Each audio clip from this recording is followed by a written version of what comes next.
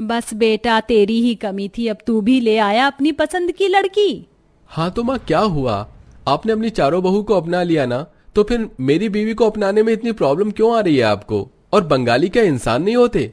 माँ जी, देवर जी बिल्कुल सही कह रहे हैं, अपना लो ना देवरानी जी को। वैसे भी हम 5 बहू को एक साथ बहुत अच्छा लगता है, एक साथ रहने से हम 5 बहू को बहुत कुछ सीखने और जानने को मिलता है। खुशी बहू, मुझे तुझसे ये उम्मीद नहीं थी। अब तुम 5 बहू ही एक साथ रहो और एक दूसरे को जानो। मुझे जानकर क्या करोगे? वैसे भी जब मेरे 5 बेटों ने मेरी नहीं सुनी तो बहू से क्या उम्मीद रखूं? आशा अपनी सबसे प्यारी और बड़ी बहू खुशी से नाराज होकर वहां से चली जाती है।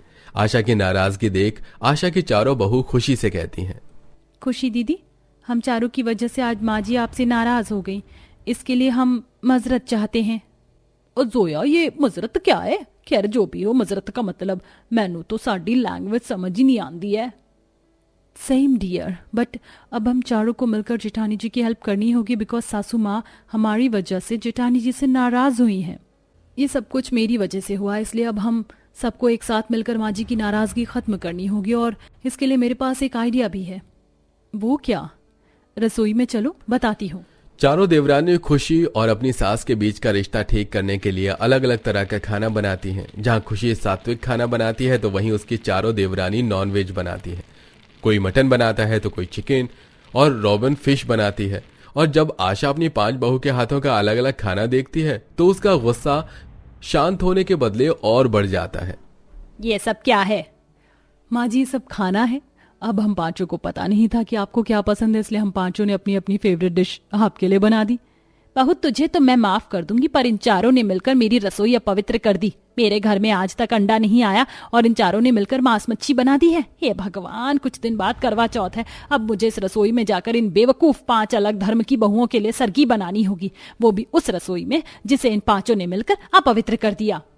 ओ माँ जी, तुझसे ठीक कह रहे हो सी। मैं तो भूल ही गई थी कि बहुत जल्द करवा चौथ आने वाली है। ये करवा चौथ क्या होता है? हमारे क्रिश्चियन में करवा चौथ नहीं मनाया जाता। मुझे तो इसके बारे में कुछ भी नहीं पता। बनाते तो हमारे बंगाल में भी नहीं है कोई करवा चौथ, पर हम इस करवा चौथ के बारे में बहुत सुना है।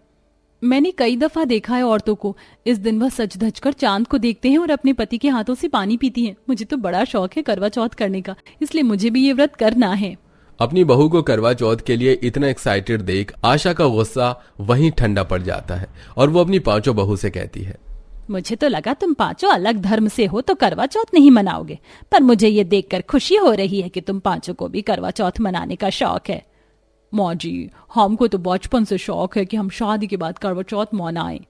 और मैंने तो मैरिज ही इसलिए की ताकि हर साल में करवा चौथ बना सकूं। मैंने भी इसीलिए निकाह किया ताकि मैं भी अपने पति के हाथ से पानी पीकर अपना करवा चौथ का व्रत खोल सकूं।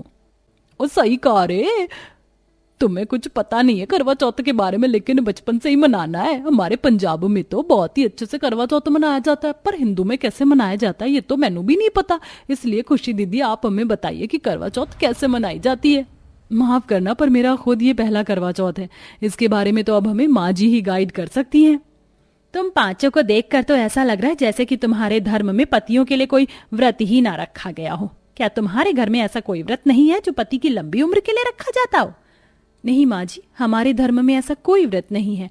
और आप हमें अलग अलग धर्म का क्यों बोल रही हैं बार बार? अब तो हम इस घर की बहू हैं तो हम सब एक ही धर्म की हुई।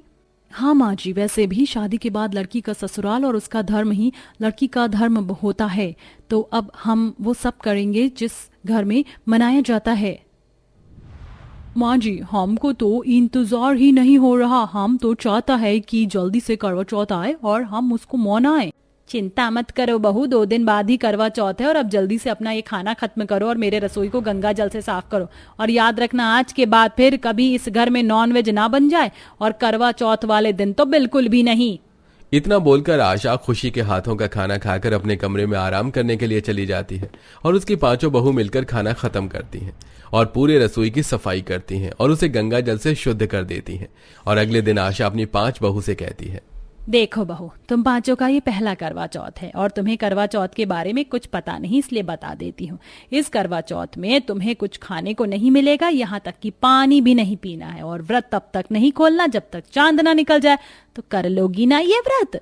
हाँ माँ जी, मेरे लिए तो ये व्रत बहुत आसान है। मैंने तो इससे पहले भी कई बार निर्जला व्रत कर रखा है। माँ जी, मैं भी ये व्रत कर लूंगी। हम 1 महीने का रोजा भी तो करते हैं, उसमें भी पूरे दिन कुछ नहीं खाना पीना होता है, और ये तो बस एक दिन की बात है। हाँ माँ जी, हम पांचों बहू मिलकर ये व्रत कर लेंगे, और आप है ना हमारा साथ देने के लिए। अपनी बहू के कहने पर आशा अपनी बहू के साथ मार्केट जाती है और उन्हें करवा चौथ की शॉपिंग कराकर घर लाती है और अगली सुबह उन्हें 3 बजे उठने को कहती है।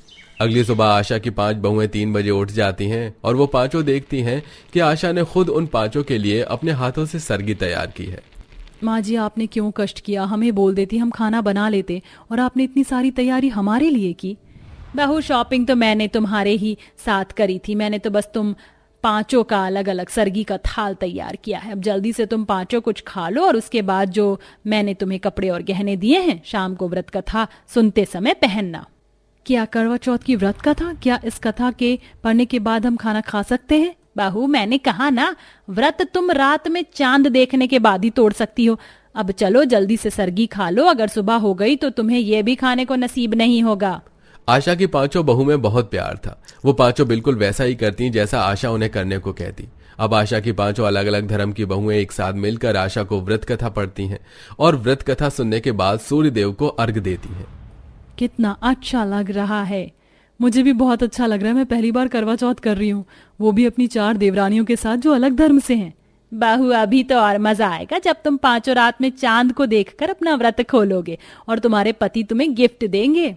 गिफ्ट का नाम सुनकर पांचों बहू की खुशी दोगुनी हो जाती है और वो रात होने का इंतजार करती हैं, पर रात के 9 बज जाते हैं और अब तक चांद नहीं निकलता। ये चांद हमेशा लेट निकलता है, या सिर्फ आज लेट निकल रहा है? बहू, यही तो इस व्रत की खासियत है। आज के दिन चांद बादलों में छुप जाता है। मुझे तो अब भूख और प्यास से चक्कर आ रहे हैं। ये चांद देवता, जल्दी निकलो। दीदी, वो देखो, हल्का हल्का चांद निकल चुका है। माँ जी, क्या हम अब अपना व्रत चांद को देखकर खोल लें? हाँ बहू, पर सिर्फ चांद को देखकर व्रत नहीं खोला जाता। मैंने तुम्हें छलनी दिलाई थी ना, उस छलनी से चांद को देखो और पहले चांद को अर्घ दो, उसके बाद अपने पति को छलनी से देखकर उनके हाथों से पानी पीना।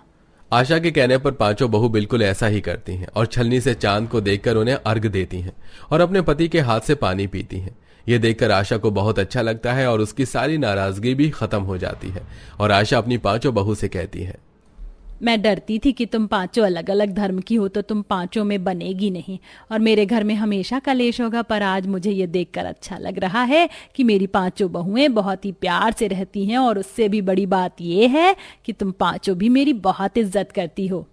माँ, भले ही हम 5 अलग धर्म के हैं, पर सभी धर्म में सास उनकी दूसरी माँ होती है, और हमने आपको अपनी माँ माना है, तो हम कैसे आपकी इज्जत ना करें और कैसे आपकी बात को इनकार कर सकते हैं? अपनी पांचों अलग धर्म की बहू का प्यार देखकर आशा की आंखों में आंसू आ जाते हैं और वो अपनी पांचों बहू को गले लगाती है। इस तरह आशा अपनी 5 बहू को दिल से अपना लेती है और इस तरह उसकी पांचों अलग धर्म की बहू एक साथ मिलकर करवा चौथ मनाती है। वैसे कहानी देखने वाले दर्शकों में से कोई है ऐसा जो अलग धर्म से ताल्लुक रखता हो पर पति के लिए करवा चौथ का व्रत रखता हो? कमेंट में हमसे शेयर जरूर करिए।